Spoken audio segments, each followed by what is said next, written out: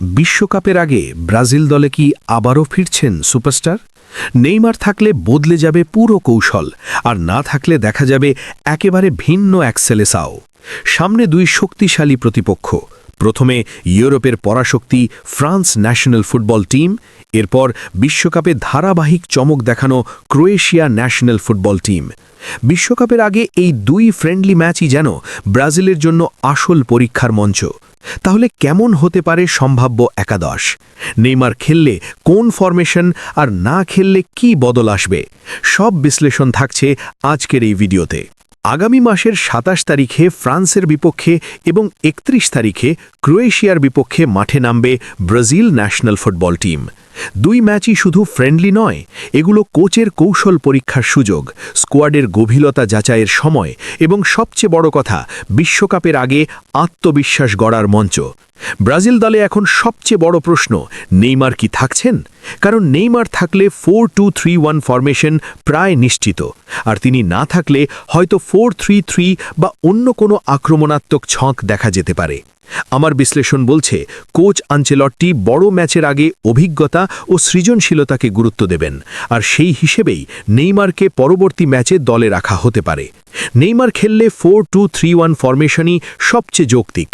এখন চলুন দেখি সেই ফরমেশনে সম্ভাব্য একাদশ কেমন হতে পারে। বোলবারের নিচে থাকবেন নির্ভরতার প্রতীক অ্যালিসন বেকার। তার জায়গা নিয়ে কোনো বিতর্ক নেই। বড় ম্যাচে অভিজ্ঞতা, রিফ্লেক্স এবং নেতৃত্ব সব দিক থেকেই তিনি প্রথম পছন্দ। ডিফেন্স লাইনে আসি। রাইট ব্যাক পজিশনে ফ্রান্সের মতো দ্রুত গতির আক্রমণ ভাগের বিরুদ্ধে শক্তিশালী ও কৌশলী কাউকে দরকার। ইনজুরি কাটিয়ে ফিরলে এডের মিলিটাওকে এই পজিশনে ব্যবহার করা যেতে পারে, যদিও তিনি স্বাভাবিকভাবে সেন্টার ব্যাক। আর যদি তিনি পুরোপুরি ফিট না হন, তাহলে তরুণ ভ্যান্ডারসন হতে পারেন বিকল্প। সেন্টার ব্যাক জুটিতে অভিজ্ঞতা ও স্থিতিশীলতা মার্কিনিয়স এবং গেব্রিয়েল মাগালহেস। দুজনই যদি ইনজুরিমুক্ত থাকেন, তাহলে এই জুটি ভাঙার কোনো কারণ নেই। তাদের বোঝাপড়া এবং ফিজিক্যাল উপস্থিতি ফ্রান্স ও ক্রোয়েশিয়ার বিপক্ষে খুবই গুরুত্বপূর্ণ হবে। লেফট ব্যাকে শুরুতে এগিয়ে থাকবেন ডগলাস সান্তোস, তবে বিকল্প হিসেবে অভিজ্ঞ আলেক্সান্দ্রো আছেন, যিনি প্রয়োজনে বড় ম্যাচের চাপ সামলাতে জানেন। মিডফিল্ডে 4-2-3-1 ফরমেশনের ডাবল পিভট অত্যন্ত গুরুত্বপূর্ণ।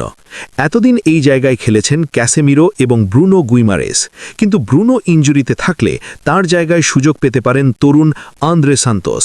ক্যাসেমিরোর অভিজ্ঞতা আর ডিফেন্সিভ স্থিরতা ব্রাজিলের ভারসাম্য রক্ষা করবে, আর পাশে যেই খেলুক তাকে হতে হবে পরিশ্রমী ও পাসিং স্মার্ট।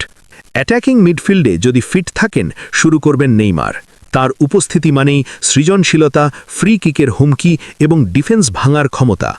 রাইট উইংয়ে পারফরম্যান্সের ভিত্তিতে এগিয়ে আছেন তরুণ প্রতিভা এস্তেভান উইলিয়ান, আর লেফট উইং প্রায় নিশ্চিতভাবেই থাকবেন ভিনিসিয়াস জুনিয়র, যার গতি ও ড্রিবলিং যে কোনো ডিফেন্সের জন্য দুঃস্বপ্ন। সেন্টার ফরওয়ার্ড পজিশনের লড়াইটা সবচেয়ে জমজমাট। ম্যাথিউস কুনহা সাম্প্রতিক সময়ে জাতীয় দলে ভালো পারফর্ম করছেন। তার সাথে প্রতিযোগিতায় আছেন জোয়াও পেদ্রো এবং তরুণ সেন্সেশন এন্ড্রিক। পরিস্থিতি ও প্রতিপক্ষ অনুযায়ী যে কাউকেই বেছে নিতে পারেন আনচেলট্টি। তাছাড়া স্কোয়াডে আছেন রাফিনিয়া এবং রদ্রিগো, যারা যে কোনো সময় ম্যাচের মোড় ঘুরিয়ে দিতে পারেন। এত বিকল্পের মাঝে চূড়ান্ত একাদশ বাছাই করাই হয়ে উঠবে কোচের বড় চ্যালেঞ্জ। তবে যদি নেইমার না থাকেন, তাহলে ব্রাজিল সম্ভবত 4-3-3 ফরমেশনে যাবে। সেক্ষেত্রে মিডফিল্ডে ৩ জন খেলবে, উইংয়ে রাফিনিয়া, ভিনিসিয়াস, রদ্রিগো ত্রয়ী দেখা যেতে পারে, আর ডিফেন্সিভ ভারসাম্য বাড়াতে অতিরিক্ত মিডফিল্ডার যোগ করা হতে পারে। এতে দল হবে আরও গতিময়, তবে সৃজনশীলতার ঘাটতি দেখা দিতে পারে নেইমারের অনুপস্থিতিতে। সব মিলিয়ে বিশ্বকাপের আগে এই দুই ম্যাচে ব্রাজিলের একাদশ শুধু একটি ফ্রেন্ডলি লাইন আপ নয়, এটি একটি ভবিষ্যৎ পরিকল্পনার ব্লুপ্রিন্ট। আনচেলট্টি কি অভিজ্ঞতার উপর ভরসা করবেন, নাকি তরুণদের সুযোগ দেবেন? নেইমার কি ফিরেই দলের কেন্দ্রে থাকবেন, নাকি নতুন যুগের সূচনা হবে তার অনুপস্থিতিতে? এখন চোখ সবার ২৭ এবং ৩১ তারিখের দিকে। আপনাদের মতে ব্রাজিলের সেরা একাদশ কেমন হওয়া উচিত?